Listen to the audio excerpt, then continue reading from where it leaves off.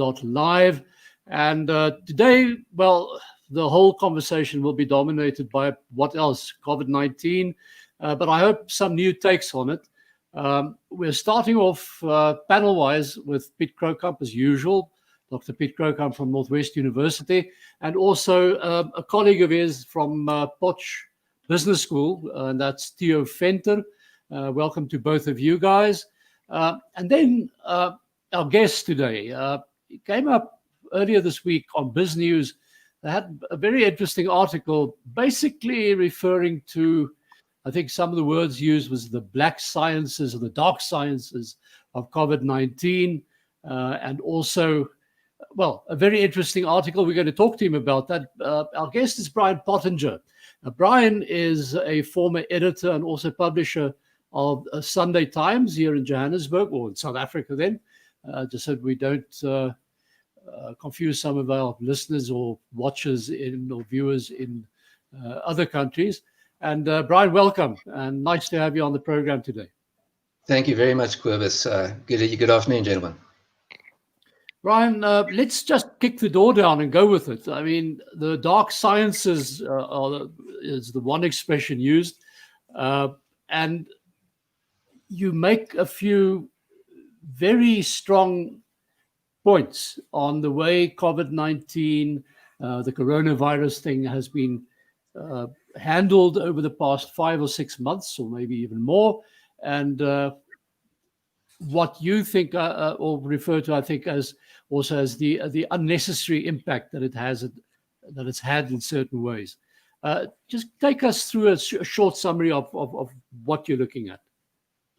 Cobus, thank you. I think the first thing to do is to begin by making very clear what I didn't say and what I'm not saying in the new book that's coming out. I'm not saying that COVID-19 doesn't exist. I'm not saying it's not a serious infectious outbreak, or that it's not very dangerous for certain categories of people. I'm not making that at all. So I'm not a COVID denier. What I have made clear in my research is that I believe that a number of organizations, including the World Health Organization, went beyond ascertainable scientific fact in the way they responded to COVID-19.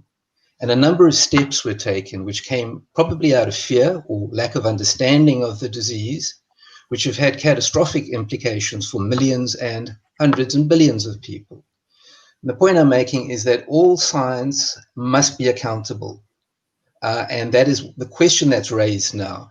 If it is possible for such a thing to happen, who are the epidemiologists and the medical scientists accountable to? Brian, if I may ask you a question, I just want to say something quickly. I'm nervous about the reference to science, as if science is responsible for what has happened.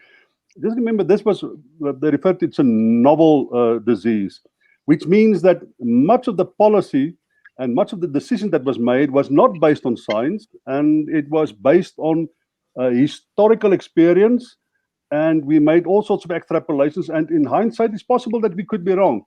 But we must be careful, I think, to take science as if science was the big problem here, isn't it? Don't you make that mistake? It gives the impression that you think that the problem started at science. It didn't start at science. It was about the interpretation of a history and extrapolation to the present in fear of something that we don't know.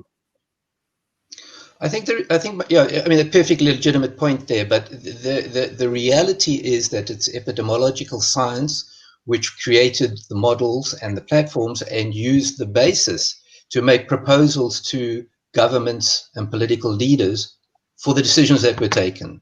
So there must be an accountability for it. And I'm not stopping simply at the scientists. Obviously, everybody's in on this. Political leadership is, the media is, the health care organizations around the world, the data collection agencies like the CDC and Office for National Office in the United Kingdom, the Office for Statistics. There's a shared responsibility in this. I think the only people one would exempt was the clinicians, the people actually in the front line who obviously had to face this thing. Let me just ask one more question. You might make it sound like as if it was almost at the level of a conspiracy, but we made mistakes and we were wrong. Is it possible that it was honest mistakes, because there's almost not a single government in the world that really got it 100% right, isn't it? It's not as if we had enough experience to get it right, but a lot of mistakes have been happening. But is it because, was it deliberate? Was it intentional? Was it because we are just poor at what we're doing? Or do you think most of it was honest mistakes because everybody made almost the same mistake? I certainly don't believe it was a conspiracy. In fact, I make very clear it's not a conspiracy. I don't believe in conspiracy theories anyway. And I do go out of the way to explode some of the big conspiracy theories which have surrounded this. Neither do I claim that it's malicious or criminal. I think the phrase honest mistakes probably comes close to it.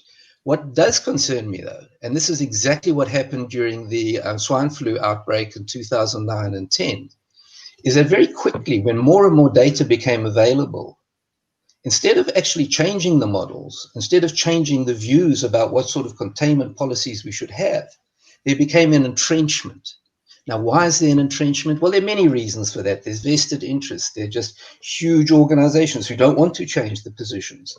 But the net effect of that is like the trains of 1914. We just kind of thundered down the tracks and ended up with a catastrophe. Now, this happened a decade ago with swine flu.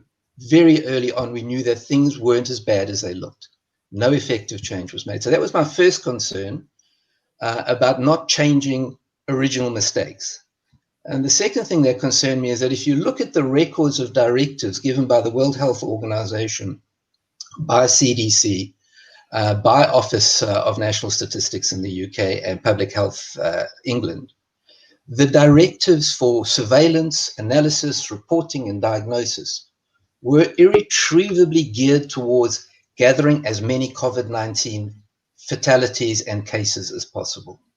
It's not enough time to go into it now, but page after page of instructions which said, if it has to be a coronavirus, it's not any corona, it's got to be COVID-19. If a person is admitted with COVID-19 and dies, that's the cause of death. 2 days ago, as you may know, SAGE, the scientific advisory group to the UK government, has conceded that a number of people who were declared having died from COVID-19 when they were admitted to hospital were simply showing signs of the COVID-19 antibodies and had recovered from it when they were admitted and died of something else. But that went down as a COVID-19 fatality. So I think we're going to have a big unraveling. And coming back to your question. Well, go ahead. Do you? Brian, can I ask you a question through Cobus? Two things.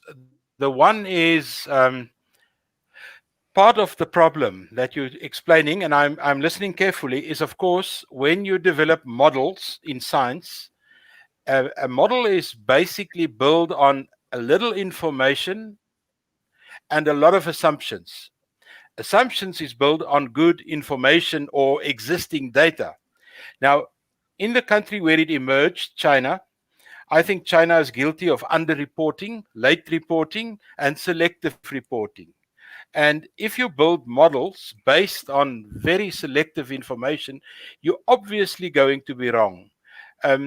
Donald Trump had a few questions from journalists when they presented the first models, challenging him on the assumptions. Now, we in the academic world are all working with models, and models are really there to supplement knowledge, to supplement what we know. Therefore, we are guessing, we are thumb-sucking in an academic way, if I can call it that.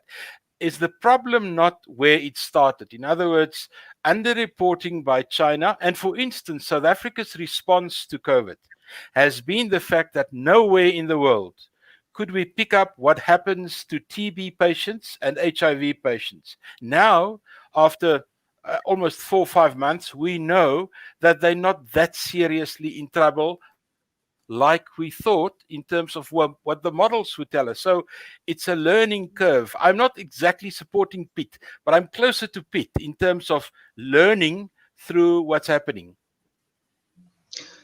Absolutely. But I think if we go back to China, by February the 11th, the Chinese had already cracked the genetic code of this virus. They knew that it wasn't related to avian flu or any of the other kind of things which had been put up there at that time as possibly one of the major killers.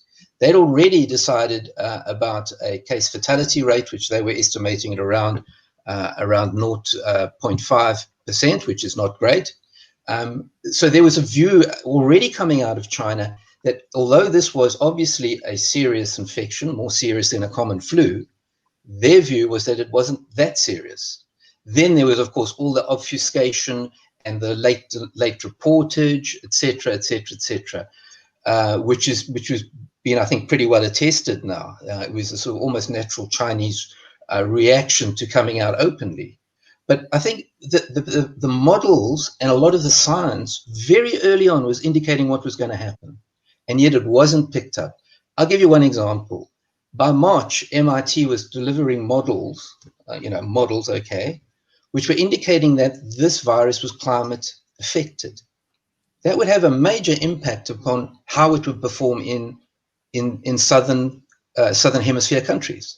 It would have a major impact on how it would affect South Africa. In that case, why did we close down so early? We know that we closed down early and virtually nothing happened and very little propagation. It was a climatic model. MIT had the answer way back in the middle of March. I'm simply saying that, and coming back to the question of whether this was deliberate or malicious or conspiracy, these mistakes were compounded and compounded and compounded. There didn't seem to be a correcting mechanism. And I'm not sure why that would be. And maybe that's something that medical science and the epidemiological schools certainly should look at. How do we correct quickly enough? Brian, may I ask you from a governance point of view, did we in South Africa manage it so much worse than, for instance, the United States, Britain, Italy? Or do you think South Africans could have managed it differently? Well, I'm sure you think they could have managed it differently. But do you think in the context of how other countries have managed it, and do you think our government is more guilty of some of the mistakes that you point out? I'll say this as commendation of the South African government. What I think they've been very good at is actually being rigorous in terms of fatality recording. And I think that's all to their credit. I think we have in my view, we have a credible record of fatalities and infections. Obviously, we don't know how many there are because it's such a difficult thing to test. But the fatality recording, I'm happy with. So I give full credit to the government for that. I give full credit to the government for the way that they were prepared to react, and they were responding quickly as they saw a crisis existed. But I have to declare that I am one of the skeptics about the benefits of total lockdown versus a controlled anti-pandemic measures. I don't think lockdown works, and I think a lot of substantive evidence is coming out that it was not effective as it could have been or should have been, and by no means justified the enormous costs that came from it. There were other ways to do it. What about excess deaths? Every week there's a reference from the Medical Research Council about excess deaths. So what about that? How do you explain that if in the context of what you say?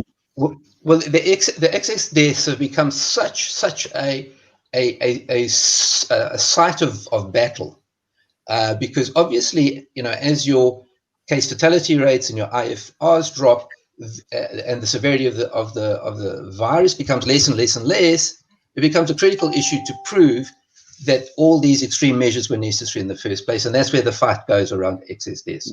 There's so many ways to account for it. We've seen what's happened in the UK. Every year, the UK accounts for its excess winter deaths. These are people who would die from coronaviruses and from various other primary respiratory illnesses during the cold winter months.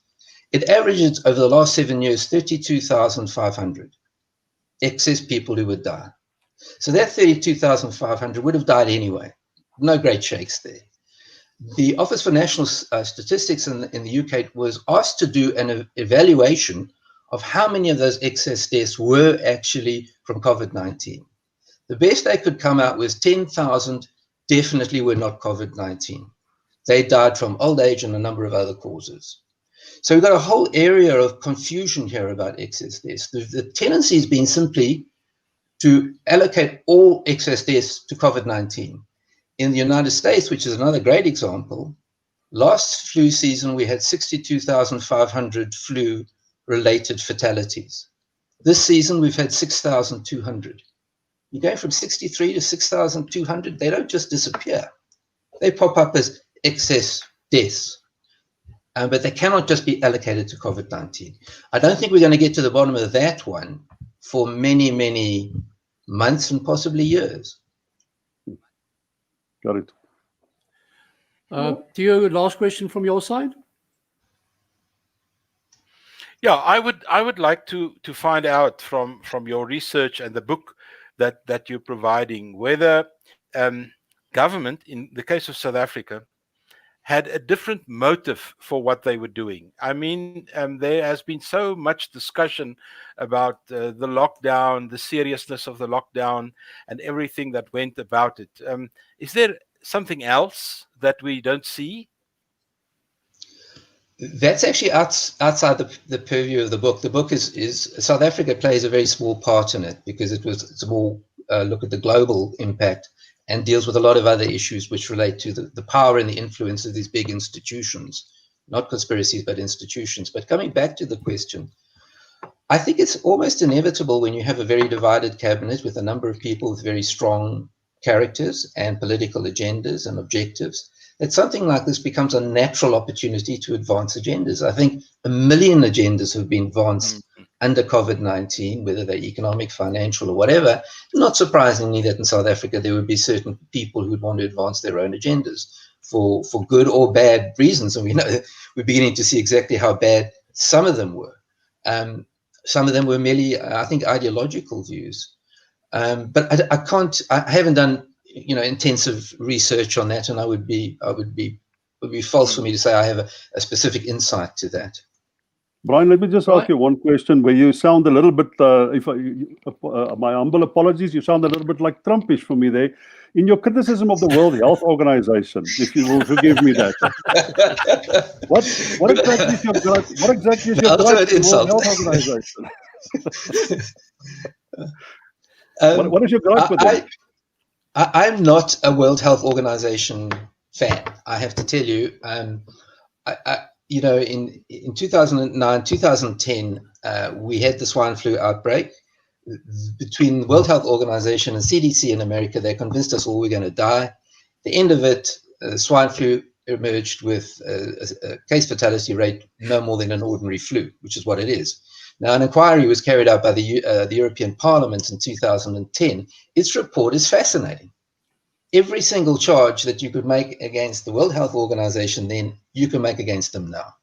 Exaggeration, declaring a pandemic without enough evidence sufficiently, question of the usage of data collection and reportage, all sorts of things. There was another, also hidden little element in 2009-10, which I have no proof is this time around, but then there were allegations of WHO people conspiring with Roche, with the pharmaceutical company, to sell Tamiflu, the antidote.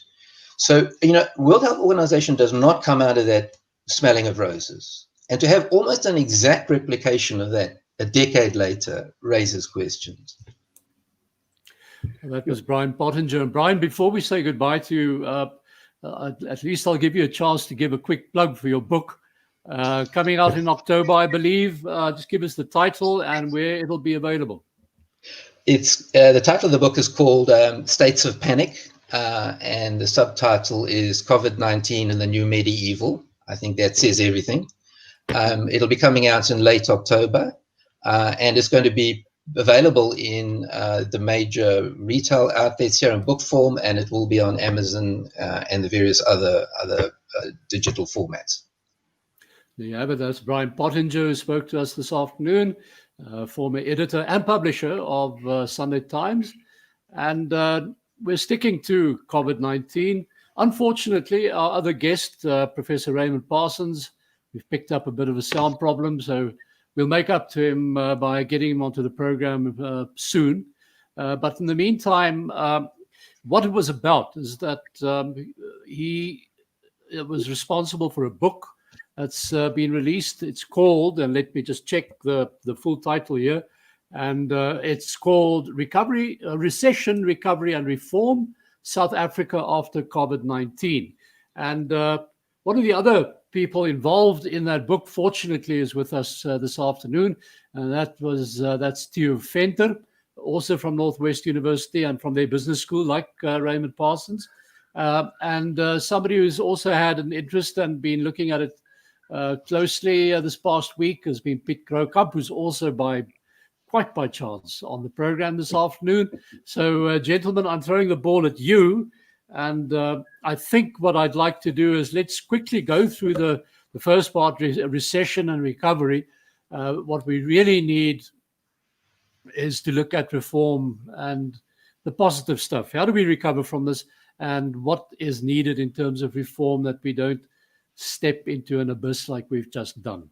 Piet, I'm going to, well, I'll start with Theo. Theo, I'll start with you. Yeah, I would like to hear his views on this. Yes.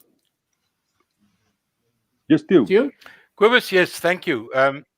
Raymond was the editor of the book. He also contributed to the book, and he had several people contributing chapters to the book, which we also discussed at a think tank at the business school to provide him that opportunity. We thought the book is of such value that it actually would suffice a nice discussion, which we had during the week, in which Piet also participated. Now, basically, Raymond started his presentation by quoting Warren Buffett, who said that if the tide goes out, everybody will know who swam naked.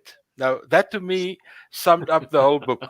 If you, as a country, goes into a crisis like this, economically and otherwise, and the tide goes out, then your basic problems, whether it's social, economic, political, would be amplified. And that's exactly what happened to South Africa over the last few months. We were at a difficult spot when this pandemic emerged, and the problems we had just deepened, and that is what brought us into recession.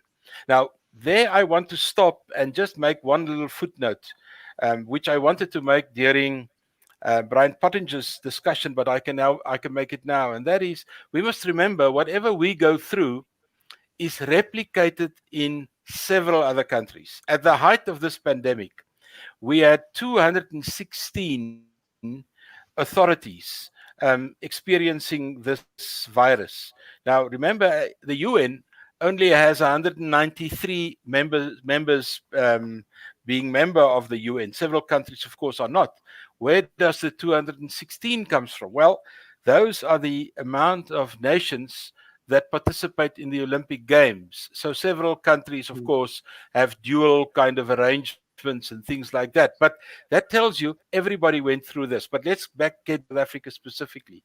We were approaching recession, then COVID-19 struck, and then the lockdown. And the lockdown was a huge knock on the economy. And the question is, how do you get out of a crisis like this when you don't have helicopter money like the Americans have, or the Brits, or the Canadians? We don't have that. We just don't have the national fiscal ability to do that. Even the 500 billion rand package that Tito Mboweni announced in his emergency budget wasn't 500 billion new rands. According to Azar Jamin, at best, there was about 142 billion rand of so-called new money. The rest was reallocation of existing budgets towards the pandemic. So that was what most people looked at. And two other people participated in the discussion during the week, and they also contributed chapters. And the one was Thuli Madonsela. Thuli Madonsela's contribution was that the social ills did exactly what the economic problems did. It emerged stronger. And she had several interesting views on things such as a question, for example, on a general kind of national contribution to each and every citizen in the form of a grant.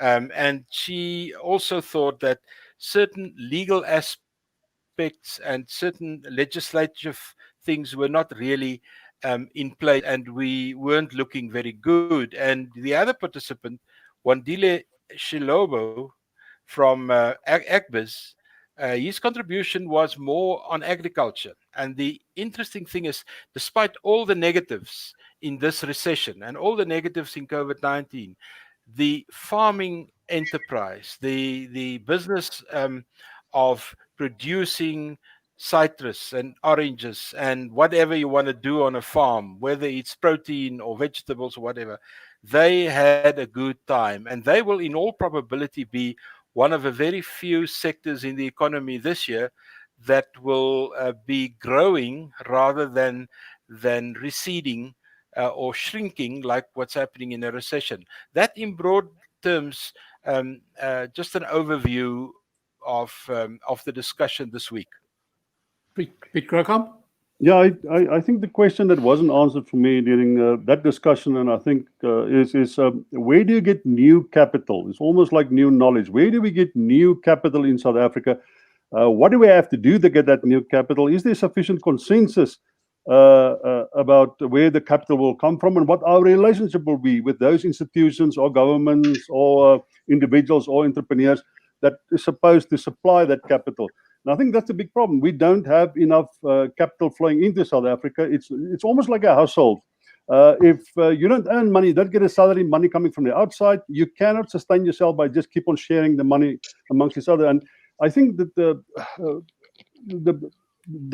answer to that question is a very difficult one, and somehow it relates to the letter that the president has written the last day or two to the ANC. Instead of changing the ANC, instead of some people say showing leadership and determine the outcome of what happens in the ANC, he almost begged his comrades in the ANC to in some other way behave a little bit better, to make it easier for him to somehow to manage the ANC. And I think that's exactly where our problem is, that somebody must tell us where the money will come from. And that person must convince the people outside that we will manage that money effectively. There's not enough trust in the South African political economy. And I think that word, they refer to it sometimes as social capital. That the dearth of social capital in South Africa will make it, will finish us off, will push us over the cliff. I think, honestly, we are over the cliff already. If there is no way that your own economy can in some other way recover from a particular situation, then you are over the cliff. If you have to rely on finance, on the International Monetary Fund, you are over the cliff. And I think the sooner we admit that we are over the cliff, that we can't do it on our own. And I, unfortunately, and I have a dislike for R.W. Johnson in many ways, but what he says is that maybe it's a good thing that somebody else take control of the South African political economy. It doesn't mean we create jobs, there will be massive inflows of capital, etc. But we now have to reach the point where we realize we cannot save ourselves anymore. And I think that is a horrendous message as far as the economy is concerned. But I think we're at that point. We can't save ourselves. And regardless of what we've said at the think tank, I didn't hear the answer, and I don't hear it anyway. What will we do? What will we do with authority, our sovereignty? Who will make the decisions in the future? Where will the capital come from? And unless we answer those questions, I think we're in big trouble. And I think we're in big trouble already. I don't see the ANC in some other way will have to disappear from the political scene. They are so corrupt. The whole being, the fabric, the institutional fabric is so highly reliant on patronage and corruption that you cannot transform it. It's not possible to transform it, and you will have to replace it. And that is impossible. So I have a very pessimistic view of where we're going to. Well, on that, Cobus, I don't agree with Piet. I don't agree with Piet. I'm so relieved. It's not the first time.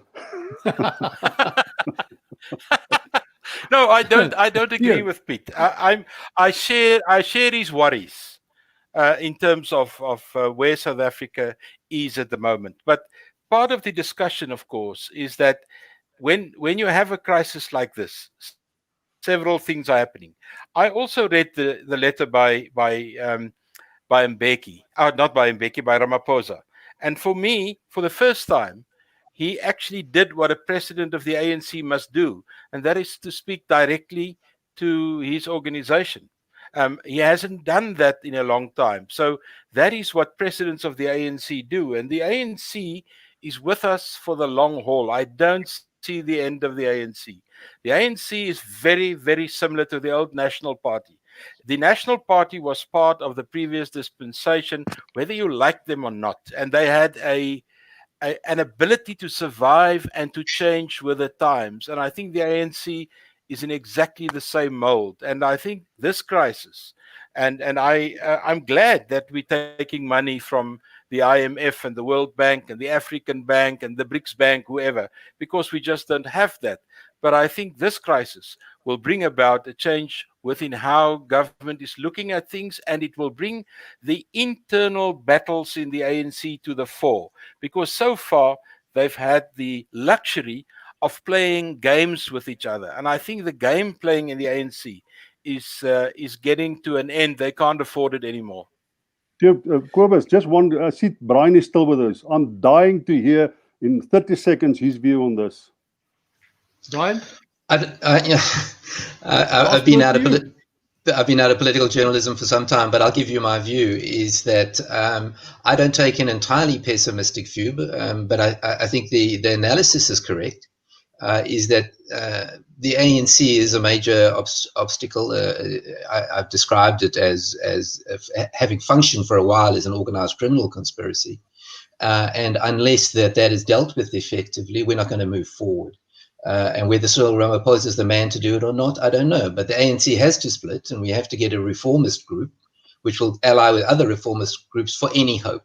Whether that happens or doesn't, I'm not sure. The other point I would simply make, and I'd be interested to see to look at the book when it comes out, as a result of COVID-19, I'm not sure we're putting enough emphasis on the destruction that has occurred of the state itself, the institutions of the state.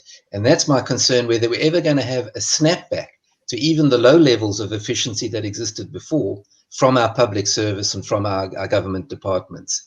We have tended to focus on the economic impact, absolutely, and on social impact, which will become more and more available and more aware of as time goes on. But what has been the impact on the state? When you look at teachers refusing to come back to work, when you're looking at major institutions like deeds offices closing down every third day because somebody's disappeared with COVID-19, you have to ask, is there a snapback possible? Because if that's not possible, then all the political and economic issues become almost secondary. And that was Brian Pottinger ending off our program. He didn't think he'd be doing that, but he did. Brian, once again, thank you very much. And also thank you to the other panel members. That'll be Piet Kroukamp, Dr. Piet Kroukamp, Northwest University, and Theo Venter, also Northwest University, their business school in Potch. Sorry we couldn't get Raymond Parsons on. Raymond, if you're watching or listening to this, we'll make up for that as soon as we've sorted out your technical skills and your setup at home, then we can sort something out for you. But from me, Cobus Bester, it's goodbye to next Sunday, 5 o'clock as usual, and have a good week.